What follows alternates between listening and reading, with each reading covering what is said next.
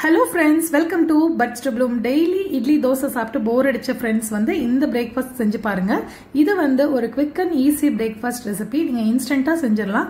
இத breakfast-ஆ மட்டும் இல்ல, நீங்க snacks-ஆ, dinner-ஆ எதுக்கு வேணாலும் எடுத்துக்கலாம். அவ்வளவு ஈஸியா செய்யலாம். சோ வாங்க வீடியோக்குள்ள போலாம். இப்போ ஒரு mixing bowl எடுத்துக்கோங்க. அதுல ஒரு முட்டை சேர்த்துக்கோங்க. இந்த ரெசிபி முட்டை போடாமலும் செய்யலாம். அது வந்து நான் வீடியோவோட எண்டிங்ல சொல்றேன். இப்போ அந்த முட்டையை லைட்டா பீட் பண்ணிக்கோங்க. ரொம்ப பீட் பண்ண வேண்டிய அவசியம் இல்ல. ஜஸ்ட் இந்த மாதிரி லைட்டா கலக்கி விட்டுக்கோங்க. இப்போ முட்டையை நல்லா கலக்கி விட்டதுக்கு அப்புறம் நான் வந்து 100 கிராம் அளவு கோதுமை மாவு எடுத்திருக்கேன். இப்போ 100 கிராம் கோதுமை மாவு போட்டாச்சு. அதே அளவு 100 கிராம் அளவு மைதா மாவு எடுத்திருக்கேன். நீங்க என்ன பண்ணலாம்னா 100 கிராம் கோதுமை மாவு 100 கிராம் மைதாவும் போடலாம். இல்ல ஃபுல்லாவே மைதால செய்யலாம், இல்ல ஃபுல்லாவே கோதுமையில செய்யலாம். நான் வந்து ரெண்டும் மிக்ஸ் பண்ணி செய்றேன். இப்போ நான் இது கூட பால் சேர்த்துக்க போறேன். ஒரு 100 ml அளவு பால் சேர்த்துக்கிறேன். பால் வந்து காய்ச்சி ஆற வச்ச பால், சூடா சேர்க்க வேண்டாம். நல்லா காய்ச்சி இந்த மாதிரி ஆற வச்சு சேர்த்துக்கோங்க. இதையும் இப்போ இது கூட நல்லா மிக்ஸ் பண்ணிக்கோங்க. பால் வந்து ஒரேடியா ஊத்தாம இந்த மாதிரி கொஞ்சம் கொஞ்சமா ஊத்தி மிக்ஸ் பண்ணிக்கோங்க. நீங்க வந்து 200 கிராம் அளவு மாவு எடுத்தீங்கன்னா அதுக்கு 100 ml பால் வந்து கரெக்டா இருக்கும்.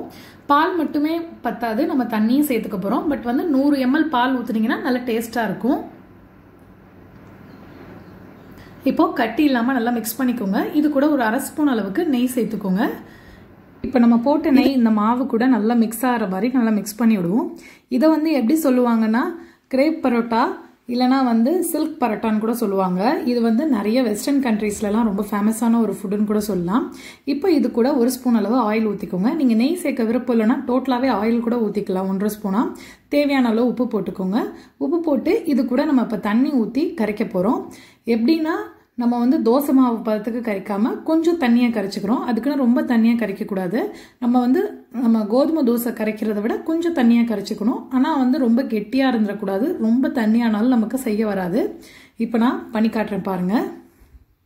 இப்போ நம்ம எடுத்தோடனே ஒரு கரண்டி வச்சு பண்ணாம இந்த மாதிரி சின்ன ஸ்பூன்ல பண்ணோம்னா ஓரத்துல இருக்க கட்டி எல்லாம் கரையிறதுக்கு ரொம்ப ஈஸியா இருக்கும். அதனால இந்த மாதிரி ஃபர்ஸ்ட் ஒரு ஸ்பூன்ல கரைச்சிட்டு அதுக்கப்புறம் நீங்க கரண்டில கரைங்க. உங்களுக்கு வந்து இன்னுமே ஈஸியா இருக்கும். இது வந்து ஒரு சின்ன குறிப்பு தான், நோட் பண்ணி வச்சுக்கோங்க. இப்போ நமக்கு மாவு பாருங்க எப்படி இருக்குன்னு. இந்த கன்சிஸ்டன்சி தான் இருக்கணும். இப்போ நான் ஒரு தவால லைட்டா நெய் ஊத்திருக்கேன். ஊத்திட்டு நம்ம மாவு போட்டுட்டு இந்த மாதிரி எல்லா சைடும் ஒன்னா இருக்கிற மாதிரி தனித்தனியா இல்லாம கொஞ்சம் லைட்டா அப்படி ஆட்டிக்கி விட்டுக்குவோம். எதுக்காக இப்படி பண்றோம்னா நல்லா வந்து உங்களுக்கு ஈவனா ஒரே மாதிரி வெந்து வரும். இப்போ லைட்டா ஒரு சைடு வெந்துருச்சு. இதை நம்ம திருப்பி போட்டுக்குவோம். திருப்பி போட்டதுக்கு அப்புறம் இந்த மாதிரி தான் இருக்கும். இன்னும் கொஞ்ச நேரம் கழிச்சு நம்ம அந்த சைடு திருப்புவோம். இது கூட நான் வந்து ஒரு 1/2 ஸ்பூன் அளவு சுகர் சேர்த்திருக்கேன். அப்பதான் இந்த மாதிரி நல்லா கோல்டன் கலர்ல வரும். இப்போ நான் இதை வந்து சர்வ் பண்ண வேண்டியதான். எடுத்தாச்சு. ஸோ ரொம்பவே ஒரு ஈஸியான பிரேக்ஃபாஸ்ட் ரெசிபி ஃப்ரெண்ட்ஸ். கட்டாயம் ட்ரை பண்ணி பாருங்க. உங்க எல்லாத்துக்கும் பிடிக்கும். இதே மாதிரி அடுத்தடுத்து இருக்கிறதையும் நம்ம போட்டு எடுத்துக்கலாம். நமக்கு வந்து நோட் பண்ண வேண்டியது, நம்ம மாவு ஊற்றினோடனே கொஞ்சம் மீடியம் ஃப்ளேமில் வச்சுட்டு திருப்பி போடுறப்ப இந்த மாதிரி கொஞ்சம் ஹை ஃப்ளேமில் வச்சிங்கன்னா அழகாக செவந்து வந்துடும். ஸோ நமக்கு இப்போ எல்லாமே ரெடி ஆயிடுச்சு. அதுக்கப்புறம் நம்ம ஒரு பிளேட்டில் எந்த சட்னி வேணுமோ அது கூட சர்வ் பண்ணலாம். நான் வெஜிடேரியன் குருமா கூடயும் நீங்கள் சர்வ் பண்ணலாம். ரொம்பவே சூப்பராக இருக்கும். கட்டாயம் இந்த ஹெல்தியான பிரேக்ஃபாஸ்ட் நீங்கள் ட்ரை பண்ணி பாருங்கள். ரொம்ப ஈஸியாக முடிஞ்சிடும் வேலை. டிஃப்ரெண்ட்டாகவும் உங்களுக்கு சாப்பிட்ட மாதிரி இருக்கும்.